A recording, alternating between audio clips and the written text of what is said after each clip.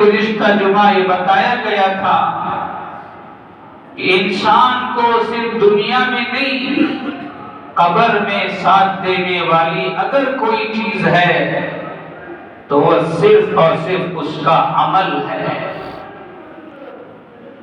زندگی اگر نیک اعمال میں گزاری ہے، زندگی اگر عبادت والی گزاری ہے، زندگی اگر آخرت کی تیاری میں گزاری ہے، تو پھر اللہ قبر میں بھی حشر میں بھی انجام ہمارا بہتر سے بہتر بنائے گا، ورنہ موت کے بعد کوئی کسی کا ساتھ دینے والا نہیں ہوگا۔ جس موت پر سارے رشتے ٹوٹ جائیں گے، جس موت پر سارے سہارے ختم ہو جائیں گے، وہاں سے عمل کا رشتہ مضبوط ہوتا ہے، وہاں پر انسان کا سہارا صرف اس کی نیکیاں ہوتی ہے۔ قبر میں مردے کا سہارا کون ہے؟ قبر میں مردے کا سہارا صرف اس کی نماز ہے، قبر میں مردے کا سہارا صرف اس کا روزہ ہے، قبر میں مردے کا سہارا اس کے صدقہ خیرات ہے۔ جو زندگی میں کیا وہی اس کا قبر میں سہارا بننے والا ہے۔ زندگی اگر عمل سے خالی تو پھر قبر اور حشر کا انجام بھی بڑا برا ہونے والا ہے۔ اسی لیے قرآن و حدیث میں عمل کی ترغیب دی گئی، عمل پر زور دیا گیا۔ نام مسلمان کا ہے، زندگی سجدوں سے خالی ہے، نام صحابہ کا ہے، زندگی نماز سے خالی ہے، نام اولیاء اللہ کا ہے، زندگی عبادتوں سے خالی ہے، نام بزرگوں کا ہے، زندگی اللہ کے احکامات سے خالی ہے، زندگی نبی کی سنتوں سے خالی ہے۔ بھائیوں، صرف نام رکھ لینا یہ کامیابی کی دلیل نہیں ہے، نام کے ساتھ ہمارا کام بھی ایسا ہو جیسا ہمارا دین کہتا ہے، جیسی ہماری شریعت کہتی ہے، جیسا ہمیں قرآن و حدیث میں بتایا گیا۔ اور صرف قرآن و حدیث میں مسلمانوں کو، مومنوں کو نیک اعمال پر زور دیا گیا اور چھوڑ دیا نہیں، بلکہ اس سے آگے بڑھ کر قرآن کریم میں، احادیث مبارکہ میں یہ تعلیم دی گئی کہ نیکی کے کاموں کو جتنا جلدی ہو سکے کر لو۔ نیکی کا ارادہ دل میں آیا، نیک کام کرنے کا جذبہ دل میں آیا تو اس میں ٹال مٹول نہ کرو،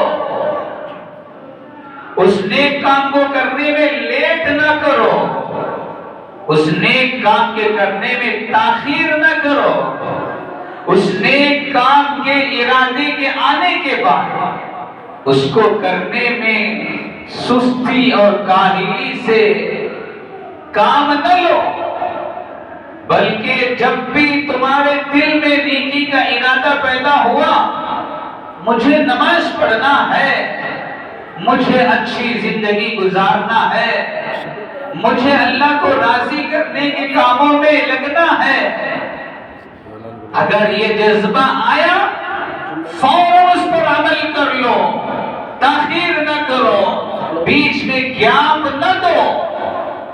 کیوں؟ اس لیے کہ شیطان ہمارا کھلا ہوا دشمن ہے، اور صرف ہمارا دشمن ہی نہیں بلکہ ہمارا استاد ہے۔ وہ پٹی پڑھانے میں ماہر ہے، وہ بہت چالاکی رکھتا ہے، بہت دماغ رکھتا ہے، وہ بہت چالاکی کے ساتھ کس کو کس انداز سے جال میں پھنسانا ہے، کس کو کس انداز سے عبادتوں سے روکنا ہے، کس کو کس طریقے سے جنت میں جانے سے ہٹانا ہے، کس کو کس انداز سے مسجد میں جانے سے روک لگانا ہے، وہ اچھی طرح جانتا ہے۔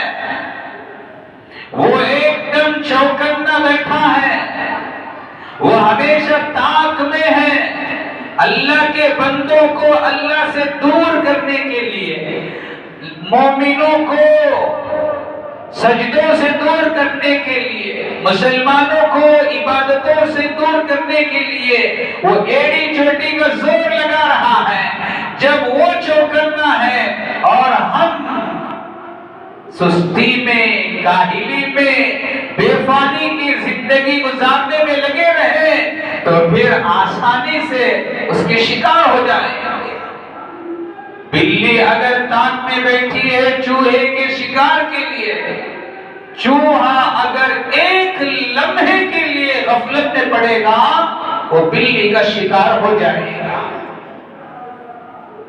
ایک لمحہ، لمحوں نے خطا کی، صدیوں نے سزا پائی۔ تھوڑی سی چوک ہوئی چوہے سے، کس کے پیٹ میں گیا؟ بلی کے پیٹ میں۔ اللہ حفاظت فرمائے۔ آج ہماری زندگی کیسی ہے، آج ہماری صبح شام کیسی ہے، آج ہمیں کتنی فکر ہے نیک اعمال کی، ہم کتنا جلدی میں ہیں نیک اعمال کرنے کے، ہم سب جانتے ہیں۔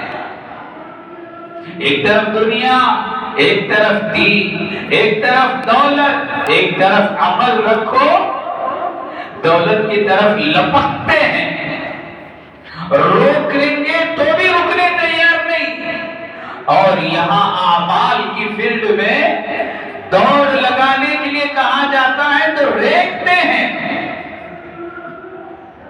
بھاگنے کے لیے کہا جائے تو چلتے ہیں، اور بہت سارے تو چلنے سے پہلے سوچتے ہیں قدم رکھو یا نہ رکھو۔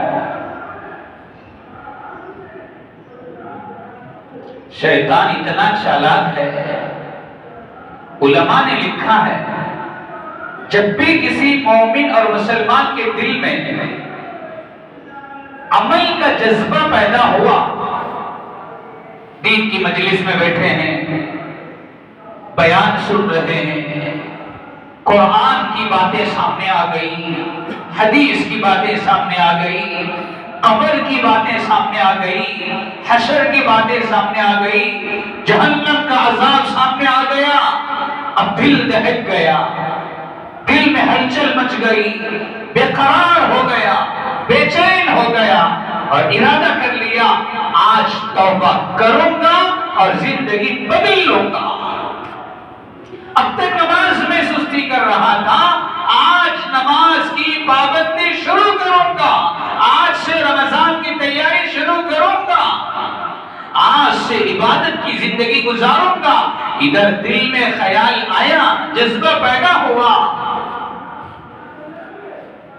یجمان تشریف لائیں گے اور کہیں گے یہ مشورہ نہیں دیں گے نماز نہ پڑھو، یہ مشورہ نہیں دیں گے کسی کو روزہ نہ رکھو، یہ مشورہ شیطان نہیں دے گا توبہ نہ کر، یہ مشورہ نہیں دے گا رمضان کی تیاری نہ کر۔ کبھی بھی شیطان مسلمان کو عبادت سے منع نہیں کرتا، روکتا نہیں، بلکہ اس کو ایک ایسے انداز سے اٹیک کرتا ہے کہ وہ بھی سمجھے گا کہ مجھے شیطان کوئی نہیں بہکا رہا۔ کیا مشورہ دے گا؟ نماز کا ارادہ پیدا ہوا تو شیطان کہے گا نماز پڑھنا پڑھ کرتے، کیا جلدی ہے، کیوں اتنا ارجنٹ، چلے ابھی دنیا سے، اب بھی جوان ہی، ابھی کاما ہی، ابھی دکان ہے، ابھی بچے ہیں، حج کو جانا، ابھی گھر بنانا، بیٹی کی شادی کرنا، ادھر پرابلم سی ادھر سالو کرنا، رمضان کی تیاری شروع کرنا، اب بھی 20-25 دن کا انتظار کرو، ابھی کیا جلدی ہے؟ روک نہیں لگائے گا، بلکہ آج کے کام کو کل پر ڈالے گا اور کہے گا اب نہیں کل کر لینا، نماز آج سے نہیں کل سے شروع کرنا۔ پھر جب کل آئے گا پھر وہی دعوت لے کے آئے گا۔ خدا کی قسم کھا کے کہتا ہوں، مجمع میں کئی ایسے حضرات بیٹھے ہیں جن کے دلوں میں ایسے خیالات آئے، لیکن ان خیالات کو پورا کرنے کا آج تک دن نہیں آیا۔ ہفتے گزر گئے، مہینے گزر گئے، کئی لوگوں کے سال گزر گئے، جذبات تو بہت لمبے چوڑے کیے تھے مگر عمل کرنے کا موقع نہیں ملا۔ کیا وجہ یہی کہ شیطان پیچھے پڑا ہے اور آپ کے جذبات کو ٹھنڈا کرنے کے لیے آج کے کام کو کل پر ڈالے گا، تو جو جذبہ آج گرم تھا کل تک وہ ٹھنڈا ہو گیا۔ یہ کل کل کل کل بولتے بولتے بولتے بولتے آپ کو قبر تک پہنچا دے گا۔ جب آپ قبر میں گئے، ٹاٹا السلام علیکم ہو گیا تھا، کل آیا نہیں آپ کا، میں پاس اور آپ فیک۔ ہم میں سے کتنے ایسے شکار ہو گئے آج تک؟ اسی لیے قرآن کریم کہتا ہے وَسَارِعُوا إِلَىٰ مَغْفِرَةٍ مِّن رَّبِّكُمْ وَجَنَّةٍ عَرْضُهَا السَّمَاوَاتُ وَالْأَرْضُ۔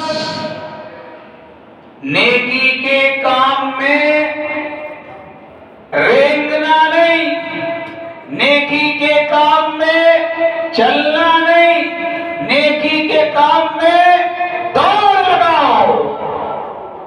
شروع کر دو آج سے، شروع ہو جائے آج سے نماز، شروع ہو جائے آج سے توبہ، شروع ہو جائے آج سے اعمال۔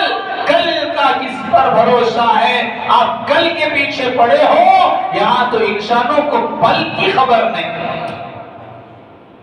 اور حضرت کل کی سوچ رہے ہیں، پل کا بھروسہ نہیں۔ گھنٹوں کے مہمان ہیں بہت سارے لوگ، گھر سے نکلے 5 منٹ میں خبر آ گئی کہ ایکسیڈنٹ میں انتقال ہو گیا، پل پل کی خبر نہیں ہے، اور ہم نیکی کے کاموں کو کل پر ڈال رہے ہیں۔ جگہ جگہ اس پر زور لگایا ہے قرآن نے، مومنوں کے جذبات کو ابھارنے کی کوشش کی اور کہا تمہارے دلوں میں اگر اچھے خیالات آ رہے ہیں بہت خوش نصیب ہیں آپ لوگ، نیکی کا ارادہ پیدا ہونا یہ اللہ کی طرف سے ہوتا ہے، اس پر روک لگا کر اسے پیچھے ڈھکیلنا یہ شیطان کی کوشش ہوتی ہے۔ کئی مہینے ہمارے ایسے گزر گئے، جذبات پیدا کر لیے تھے، عمل شروع نہیں کیا۔ ایک وقت آئے گا موت آ کے ہمیں شکار کر لے گی، کبھی افسوس ملیں گے، اللہ کے پاس جا کے کہیں گے، کیا کہیں گے؟ رب لولا اخرتنی الی اجل قریب فاصدق واکن من الصالحین۔ کیا نقشہ کھینچا ہے اللہ نے ہم جیسے لوگوں کے لیے، آپ حضرات کے لیے، یہ ہو بہو ہم پر فٹ ہونے والی بات اللہ کہہ رہے ہیں۔ اللہ کیا کہہ رہے ہیں؟ یہ بندہ جو نیکیوں میں کوتاہی کر کے، سستی کر کے، ٹال مٹول کر کے، شیطان کا شکار ہو کر، زندگی کو سجدوں سے خالی کر کے، زندگی کو نماز سے خالی کر کے قبر میں چلا گیا، جب حشر کے میدان میں اللہ جمع فرمائیں گے تو وہاں پر جا کے یہ کہے گا رب لولا اخرتنی الی اجل قریب، اے میرے رب کیوں آپ نے مجھے اور چند دنوں کی زندگی گزارنے کی مہلت نہ دی؟ اتنا جلدی کیوں بلا لیا؟ اور ایک چانس دے دیتا، اور ایک مہینہ جینے کا موقع مل جاتا، اور ایک رمضان مل جاتا، اور چند مہینوں کی زندگی مل جاتی، اور چند سال جینے کا چانس مل جاتا، تو کیا کرتا؟ اصدق واکن من الصالحین، تو میں صدقہ خیرات بھی کرتا، جو مال آپ نے دیا وہ آپ کے راستے میں لگاتا، اور نیک اعمال کی زندگی گزارتا، سجدوں کی زندگی گزارتا، اعمال کی زندگی گزارتا، جو غلطی پہلے کیا اب وہ غلطی نہ کرتا۔ موقع تو دیکھتے دیکھتے آپ، کیا یہ موقع ملے گا کسی کو؟ کیا کوئی ایسا ہے جو دنیا سے جانے کے بعد دوبارہ پھر آیا ہو؟ کیا کسی کو یہ چانس ملا ہے؟ جب دوسروں کو نہیں ملا کو کیا ملے گا؟ اللہ کا نظام ہی وہ نہیں ہے، اللہ کا سسٹم ہی وہ نہیں ہے، اللہ نے قانون ہی وہ نہیں بنایا کہ مرنے کے بعد حشر میں آئے پھر چانس لے کے دنیا میں چلے گئے، ایسا سسٹم نہیں بنایا۔ اگر ایسا ہوتا تو مسجدیں خالی رہتی، کیوں؟ چانس مل رہا۔ جب چانس کا آپشن ہی نہیں تو یہ حال ہے میرا اور آپ کا۔ اگر چانس کا آپشن ہوتا تو حضرت کا بیان ہوتا اور مسجد کی دیواروں سن لیتی۔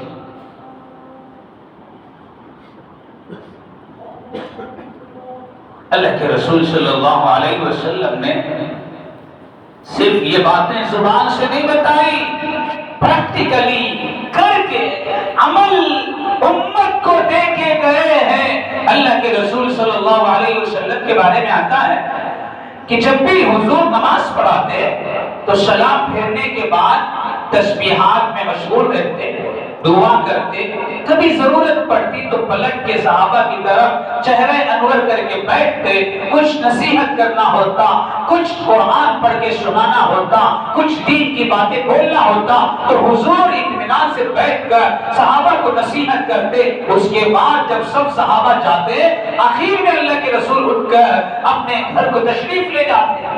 یہ حضور کا معمول تھا۔ مگر بخاری شریف میں آتا ہے حدیث مبارکہ، صحابی فرماتے ہیں ایک مرتبہ اللہ کے رسول صلی اللہ علیہ وسلم نے ہم کو نماز پڑھائی، نماز کا سلام پھیرا، فوراً سلام پھیرتے ہی فوراً اٹھ گئے مصلی سے۔ صحابہ کی صفیں ایسی بیٹھی ہوئی ہے، پوری مسجد بھری ہوئی ہے، مگر اللہ کے رسول نے اپنے معمول کے خلاف سلام پھیرتے ہی اٹھ کر سیدھا صحابہ کی گردنوں کو پھلانتے پھلانتے پھلانتے کسی ازواج مطہرات کے حجرے میں تشریف لے گئے، گھر چلے گئے حضور۔ صحابہ پریشان، کبھی تو حضور ایسا نہیں کرتے، آج یہ معاملہ کیوں ہوا؟ کیا تکلیف ہو گئی حضور کو؟ کیا پرابلم ہو گیا حضور کو؟ کیا مشکل آ گئی گھر میں پتہ نہیں؟ سلام پھیرا فوراً نکل گئے، وہ بھی جگہ بھی بنایا نہیں جانے کے لیے، راستہ دینے کا انتظار بھی نہیں کیا، بلکہ بیٹھے ہوئے صحابہ کی گردنوں کو پھلان پھلان کر گھر چلے گئے اور جلدی جلدی قدم رکھ رہے۔ صحابہ سوچ میں پڑے ہیں کہ آخر اللہ کے رسول صلی اللہ علیہ وسلم کو آج کیا ہو گیا؟ تھوڑی دیر نہیں ہوئی، اللہ کے رسول گھر سے واپس تشریف لائے، مصلی پہ بیٹھا، صحابہ کے چہروں کو دیکھا، سمجھ گئے کہ سب پریشان ہے کہ میں نے آج ایسا کیوں کیا۔ اللہ کے رسول کو معلوم ہو گیا کہ صحابہ میرے اس عمل سے پریشان نظر آ رہے ہیں، اب مجھے کلیئر کرنا پڑے گا، بتانا پڑے گا، ریزن بولنا پڑے گا کہ میں نے آج یہ عمل کیوں کیا۔ تب اللہ کے رسول صلی اللہ علیہ وسلم نے حضرت صحابہ سے فرمایا، دیکھو آپ لوگ سوچ رہے ہوں گے کہ میں روزانہ سلام پھیر کر بیٹھنے والا، اطمینان کے ساتھ یہاں رہنے والا، مگر آج اتنا جلدی گھر کیوں چلا گیا؟ اصل میں جب میں نماز پڑھا رہا تھا تو فوراً میرے ذہن میں یہ بات آئی کہ گھر میں سونا رکھا ہوا، گولڈ کہیں سے آیا ہو، مال غنیمت میں آیا ہو، گولڈ رکھا ہوا ہے۔ وہ نماز میں خیال آیا، سلام پھیرتے ہی میں گیا اور جا کے پہلی فرصت میں اسے خیرات کرنے کا نظام بنا کے آ گیا۔ پتہ نہیں کچھ دیر انتظار کرو، اس سے پہلے میں دنیا سے چلا جاؤں اور وہ سونا اللہ کے راستے میں خیرات نہ ہو۔ اللہ کل قیامت کے دن پوچھے میں کیا جواب؟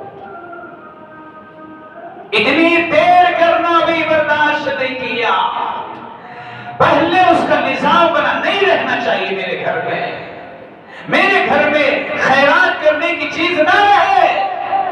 مجھے تسلی ہوئی، پھر آ کے میں اب یہاں بیٹھا ہوں، اب بیٹھا رہوں گا، اب مجھے کوئی ٹینشن نہیں۔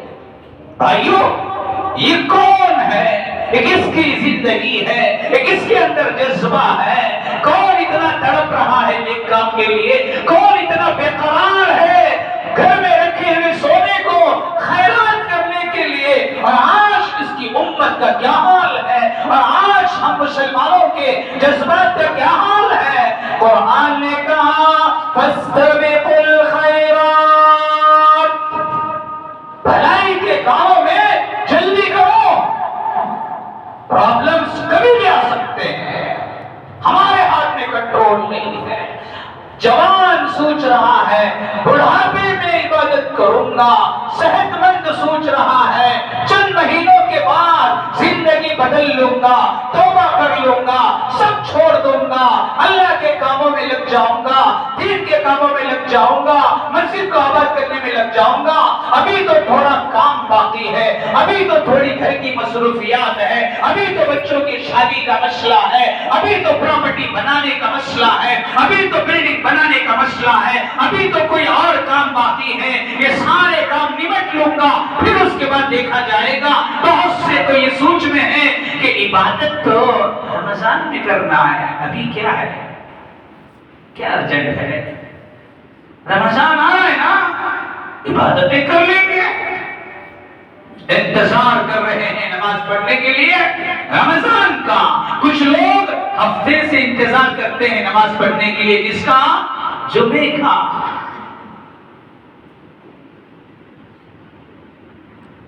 اللہ کے رسول صلی اللہ علیہ وسلم نے فرمایا بادروا بالاعمال سبعا، اے لوگوں نیکی کے کاموں میں جلدی کرو 7 چیزیں آنے سے پہلے۔ کچھ چیزیں ایسی ہیں جو انسان کی زندگی میں آتی ہے تو پھر رکاوٹیں پیدا کر دیتی ہے، تب انسان نماز کے لیے کوشش کرے گا، نہیں پڑھ سکے گا، عبادت کرنا چاہے گا، نہیں کر سکے گا۔ کیا ہے؟ ایک تو ایسی محتاجگی اگر کسی کی زندگی میں آ گئی کہ وہ مارے مارے پھر رہا ہے، ایک ایک پیسے کے لیے ترس رہا ہے، ایک ایک دانے کے لیے ترس رہا ہے، اسے جا کے کہو چلو نماز کا ٹائم ہو گیا نماز پڑھیں گے، تو وہ کہے گا مولوی صاحب معاف کرو، ابھی تو میرے پیٹ کا مسئلہ ہے، ابھی تو میرے اوپر قرضہ چڑھا ہے، ابھی تو میرے اوپر مسائل ہیں، مجھے نہیں ہوتا نماز پڑھنے، پہلے پیٹ کا مسئلہ حل کروں گا، پہلے پیسوں کا مسئلہ حل کروں گا، بعد میں اطمینان سے آگے۔ کیوں؟ اس لیے کہ یہ ٹینشنوں کو رکھ کر اگر مسجد میں آیا نماز میں دل نہیں لگے گا، پریشان ہے۔ کبھی بیماریاں آ کے آڑ بن جاتی ہے میری اور آپ کی عبادت کے بیچ میں۔ اب بیٹھ سکتے ہیں، چل سکتے ہیں، پھر سکتے ہیں، نماز پڑھ سکتے ہیں، سجدے کر سکتے ہیں، مسجد تک آ سکتے ہیں گھروں سے، لیکن کبھی موقع ایسا آیا اللہ ایک بیماری ایسی لا کے دیا کہ بستر سے اٹھ کے بیٹھ نہیں سکتے، بیٹھے تو چل نہیں سکتے، چلے تو باہر آ نہیں سکتے، ایسے کنڈیشنز انسان کی زندگی میں آ سکتے ہیں۔ کوئی نہیں بول سکتا کہ مجھے یہ بیماری نہیں آ سکتی، اللہ ہم سب کی حفاظت فرمائے۔ اللہ کے رسول فرماتے ہیں عقل مندو آنے کا انتظار کیوں کرتے ہو؟ آنے سے پہلے چوکنا ہو جاؤ، آنے سے پہلے چالاکی کر لو، آنے سے پہلے نیکیوں کو جما کے رکھ لو۔ بیماری آئی بستر پر پڑے پڑے ترس رہے رہے ہیں، اذان ہو رہی، نماز پڑھنا، مگر کیا کروں، اٹھ کر بیٹھ نہیں سکتا، چل نہیں سکتا، سجدہ کر نہیں سکتا، مصلی بچھا نہیں سکتا، مسجد تک جانے کو دل ترس رہا ہے، امام کے پیچھے بڑی جماعت میں صف میں کھڑے ہو کر نماز پڑھنے کو دل ترس رہا ہے، آنکھوں سے آنسو ٹپک رہے ہیں، مگر کیا کرو گے؟ جب صحت تھی، جب دنیا کے پیچھے بھاگ رہے تھے، اب بیماری آئی، ہنس رہے ہو، تڑپ رہے ہو، اللہ نے سجدوں سے محروم کر کے رکھ دیا۔ یہی تو اللہ کے نبی فرماتے ہیں، یہ بیماری آنے سے پہلے صحت سے فائدہ اٹھا لو، سجدوں سے فائدہ اٹھا لو، نمازوں سے فائدہ اٹھا لو، عبادت سے فائدہ اٹھا لو، پھر بیماری آئے گی تو ہم سوائے افسوس کے کچھ نہیں کر سکتے۔ اسی طرح مالداری ایک رکاوٹ ہے انسان کے اور عبادت کے درمیان میں۔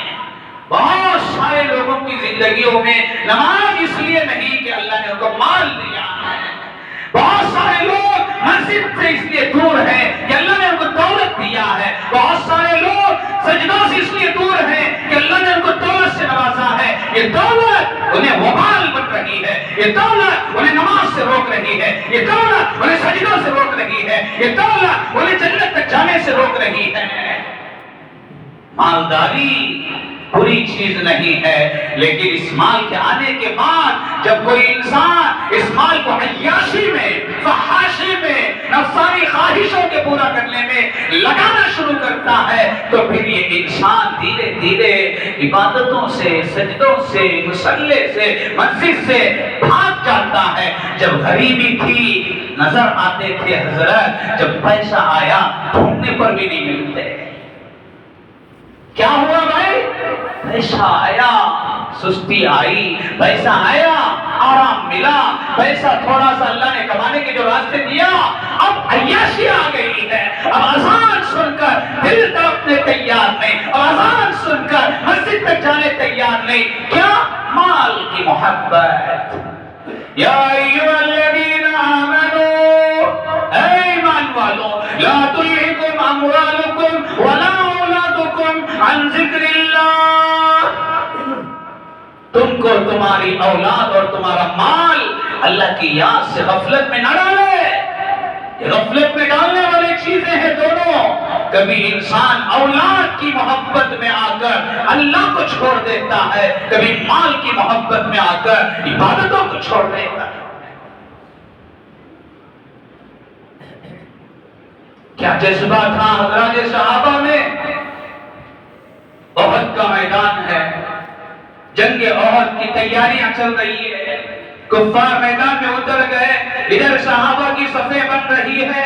ایک صحابی حضور کی خدمت میں آئے اور اللہ کے رسول صلی اللہ علیہ وسلم بیٹھے ہوئے ہیں، فرمایا یا رسول اللہ، اگر میں اس جنگ میں شریک ہو جاؤں اور مجھے کوئی مار دے کافر تو میرا انجام کیا ہوگا، میرا ٹھکانہ کیا ہوگا؟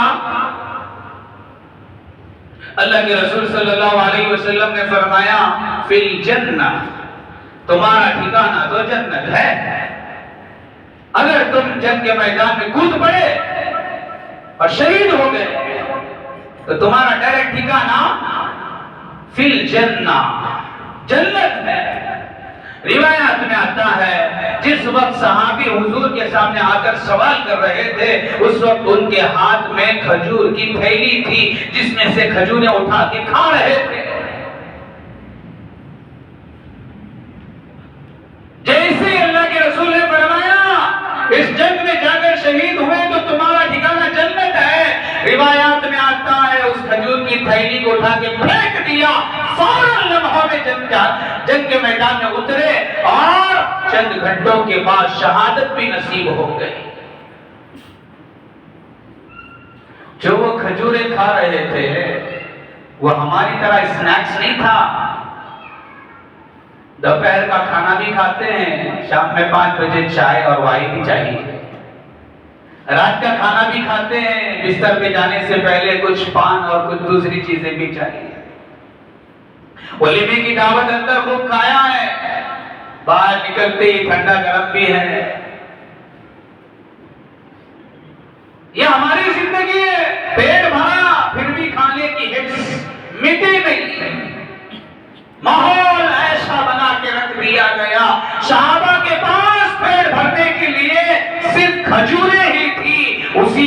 اپنا پیٹ بھر رہے تھے، بھوک مٹانے کے لیے صرف کھجوریں تھی۔ صحابی جو وہ کھجور کی تھیلی لے کے کھجور کھا رہے تھے، وہ شوق کے لیے نہیں کھا رہے تھے بلکہ وہ اپنی بھوک مٹانے کے لیے کھا رہے تھے۔ جب ان کے سامنے حضور کی یہ بات آئی، جنگ میں جا کے شہید ہو گئے تو جنت تمہارا ٹھکانہ ہوگا، اپنی بھوک مٹا کے جانے تک کبھی انتظار نہیں کیا، اس سے پہلے کھجور کی تھیلی کو پھینک کر پہلے قدم رکھ دیا۔ بھائیو، یہ جذبات ہیں حضرات صحابہ کے۔ میں اور آپ کہاں کھڑے ہیں؟ کس رخ پر میری اور آپ کی زندگی گزر رہی ہے؟ کب تک شیطان کی جال میں پھنس کر ٹال مٹول کرتے ہوئے، سستی کاہلی سے کام لیتے ہوئے اب کے کام کو کل پر ڈال دیا، آج کی عبادت کو کل پر لگا دیا، وہ کل آنے سے پہلے قبر میں چلے گئے۔ کل کیا منہ دکھائیں گے اللہ کے سامنے؟ کل کیا منہ دکھائیں گے ایسے صحابہ کی قربانیوں کے سامنے؟ ابو بکر صدیق رضی اللہ تعالیٰ عنہ، مجلس لگی ہے صحابہ کی، اللہ کے رسول نے پوچھا آج روزہ کس نے رکھا؟ صدیق اکبر نے فرمایا میں نے۔ اللہ کے رسول نے پوچھا آج جنازے کی نماز میں شرکت کس نے کی؟ صدیق اکبر نے فرمایا میں نے۔ اللہ کے رسول نے پوچھا مسکین کو کھانا کس نے کھلایا؟ صدیق اکبر نے کہا میں نے۔ اللہ کے رسول نے پوچھا بیمار کی عیادت کس نے کی آج؟ صدیق اکبر فرمانے لگے میں نے۔ جو سوال حضور سے ہو رہا ہے جواب میں ابو بکر کا جواب آ رہا ہے۔ اللہ کے رسول نے ان باتوں کو سن کر فرمایا جس انسان میں اتنے سارے خوبی کے اعمال آ جائیں اس کا جنت میں جانا ضروری ہے۔ ہم ایک نماز کو پکڑ کے خوش ہیں کہ میں سب کر لیا۔ صحابہ ڈھونڈتے تھے نیکی کے موقع، ڈھونڈتے تھے کس کس میں نیکی کماؤ۔ نماز میں کمایا، خیرات میں کماؤ، خیرات میں کمایا، روزے رکھ کے کماؤ، روزے رکھ کے کمایا، تسبیح پڑھ کے کماؤ، تسبیح پڑھ کے کمایا، بیمار کی عیادت کر کے کماؤ، بیمار کی عیادت کے کمایا، جنازے میں جا کے کماؤ۔ جو جو اعمال میں نیکیاں مل سکتی ہے سب میں حصے دار ہوا کرتے تھے، اور ہم ایک عمل کو پکڑ کے اطمینان سے بیٹھے ہیں کہ ہم سے پورا ہو گیا۔ اللہ ہم سب کی حفاظت فرمائے۔ بھائیو، مجھے آپ کو ساری امت مسلمہ کو یہی قرآن کا پیغام ہے، یہی نبی کا پیغام ہے کہ جب بھی دل میں نیکی کی خواہش اور ارادہ پیدا ہو اسے لیٹ نہ کرو، فوراً عمل کرنے کی کوشش کر لو، جلدی میں رہو نیک اعمال کے کرنے میں۔ اللہ ہم سب کو اپنے دین کے جذبات کو، نیکی کے جذبات کو جلد سے جلد پورا کرنے کی توفیق عطا فرمائے۔ سستی سے، کاہلی سے، کوتاہی سے اللہ میری آپ کی سب کی حفاظت فرمائے۔ آمین وما علینا الا البلاغ۔